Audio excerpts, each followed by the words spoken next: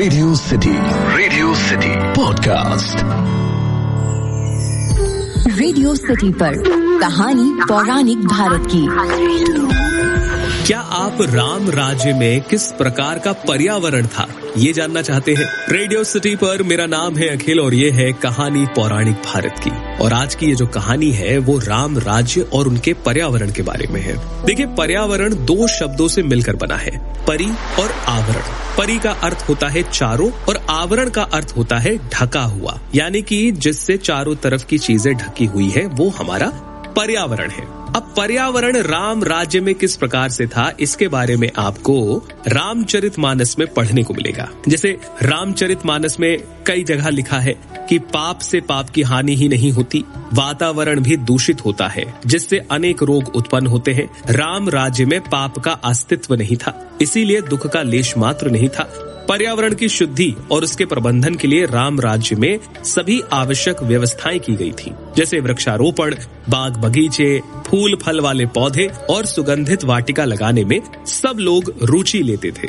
नगर के भीतर और बाहर का दृश्य मनोहर था। मैं आपको एक चौपाई भी सुनाता हूँ। सुमन वाटिका सबही लगाई, विविध भांति करी जतन बनाई, लता ललित बहु जाति सुहाई, फूल ही सदा बसंत की नाई।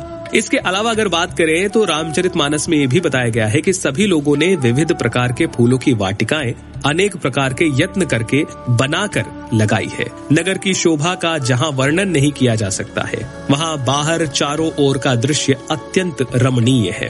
अब देखिए, अवधपुरी में यानी कि अयोध्या में कुंड भी बहुत है, जैसे सूर्य कुंड, विद्या कुंड, सीता कुंड, हनुमान कुंड, वशिष्ठ कुंड इत्यादि। ये जो कुंड है ये पूर्णतः प्रदूषण से मुक्त थे, यानी कि जो जल है वो शुद्ध था। इसके साथ साथ गीतावली जो कि एक ग्रंथ है उसमें भी लिखा है कि अयोध्या के वन उपवन में नवीन पत्ते और कई रंगों के पुष्प खिले हुए हैं। चहचहाते हुए पक्षी और भौरे वहां गुंजार कर रहे हैं और महाराज स्वयं अपने राज्यों के उपवन का निरीक्षण करने के लिए भी जाते हैं।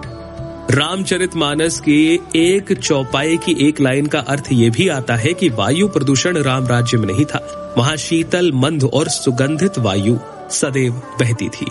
पक्षी प्रेम राम राज्य में बहुत था। पक्षी के पैदा होते ही उसका पालन पोषण किया जाता। बड़े होने पर पक्षी उड़ते तो हैं किंतु कहीं चले नहीं जाते हैं। यहाँ तक कि कहा जाता है कि पक्षियों को राम राज्य में ही पढ़ाया जाता था। बाजार की व्यवस्था की बात करें तो रामचरितमानस में लिखा है कि राम राज्य में बाजार व्यवस्था भी अतुलनीय है। राजद्वार, गली, चौराहे और बाजार स्वच्छ और आकर्षक है। विभिन्न वस्तुओं का व्यापार करने वाले कुबेर के समान संपन्न है। राम राज्य में वस्तुओं का मोल भाव नहीं होता। दुकानदार पूर्णतः सत्यवादी और एकवचनी है। बाजार पूर्णतः सुसज्जित है।